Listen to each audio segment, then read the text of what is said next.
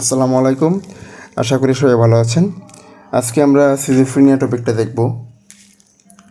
তো সিজোফ্রেনিয়ার মূল সমস্যা মূলত ব্রেনের কোথায় থাকে, কেন হয়। মূলত সিজোফ্রেনিয়াতে তিনটা প্রধান সমস্যা।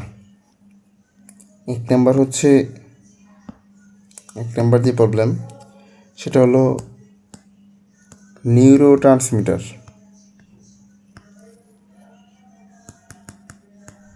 নিউরোট্রান্সমিটার ইমব্যালেন্স থাকে।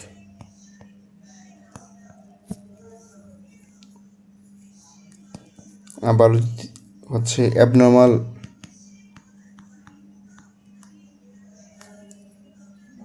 Brain connectivity.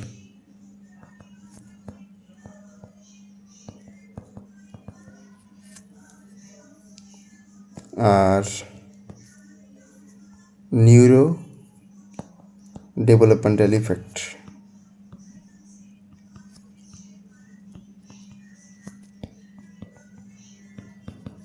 এই তিনটা মূল সমস্যা। তো নিউরোট্রান্সমিটার ইমব্যালেন্সের ক্ষেত্রে মূলত কী কী নিউরোট্রান্সমিটার আছে এটা হচ্ছে আমরা জানি যে কোনগুলো বেশি ভূমিকা রাখে। Dopamine, serotonin. তো ডোপামিন আর সেরোটোনিনে ঝামেলাগুলো মূলত থাকে। তো যদি ডোপামিন বাড়ে, ডোপামিন যদি বেশি হয়ে যায়, সেক্ষেত্রে দেখা দেয় হচ্ছে পজিটিভ সিমটমস। আর ডোপামিন যদি কমে, সেক্ষেত্রে দেখা দেয় নেগেটিভ সিমটমস। এটা হচ্ছে ডোপামিন হাইপোথিসিস একটা। আবার এনএমডিএ রিসেপ্টর হাইপো ফাংশনের জন্য সিজোফ্রেনিয়া ডেভেলপ করতে পারে। এনএমডিএ রিসেপ্টর হচ্ছে একটা গ্লুটামেট রিসেপ্টর, এনএমডিএ। এটার হাইপো ফাংশনের জন্য সিজোফ্রেনিয়া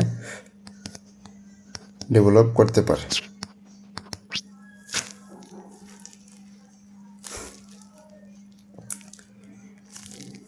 অর্থাৎ সিজোফ্রেনিয়ার ক্ষেত্রে মূলত নিউরোট্রান্সমিটারের ঝামেলার জন্য বেশি ইফেক্টটা ফেলে।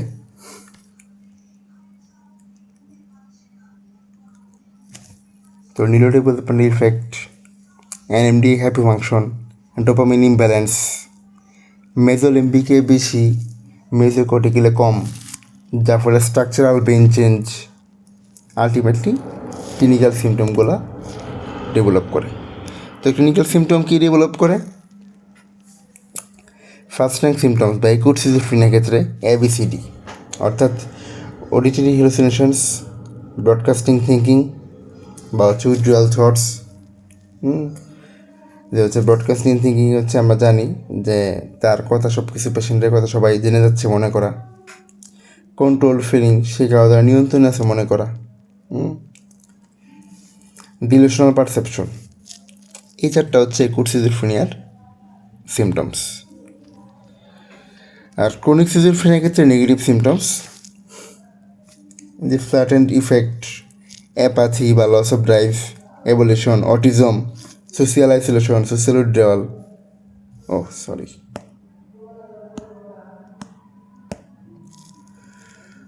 Withdrawal, poverty of speech, alogia, poor self care, এগুলো হচ্ছে নেগেটিভ সিমটমস। এক্ষেত্রে পেশেন্টে দেখা গেছে হচ্ছে ডোপামিন লেভেল হচ্ছে কম থাকে। আর এই ক্ষেত্রে হচ্ছে ডোপামিন বেশি থাকে। তো এই জন্য সিজোফ্রেনিয়ার ক্ষেত্রে ট্রিটমেন্টে যে D2 রিসেপ্টর বা D3 রিসেপ্টর ব্লকের ড্রাগগুলো দেওয়া হয় অ্যান্টিসাইকোটিকে, যার ফলে ডোপামিনটা হচ্ছে ব্লক করে দেয়, তো ডোপামিন কমে যায়।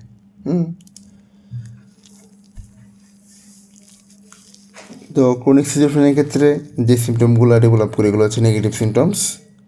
আর অ্যাকুট সিজোফ্রেনিয়ার ক্ষেত্রে যে সিমটমসগুলো এগুলো হচ্ছে আমরা পজিটিভ সিমটমস বলে থাকি। তো সিজোফ্রেনিয়াতে মোটামুটি এগুলাই বলার ছিল। তো আশা করি আপনাদের ভিডিওটি ভালো লেগেছে। ভিডিওটি ভালো লাগলে লাইক কমেন্ট শেয়ার করে অন্যকে দেখার সুযোগ করে দিবেন। ধন্যবাদ সবাইকে।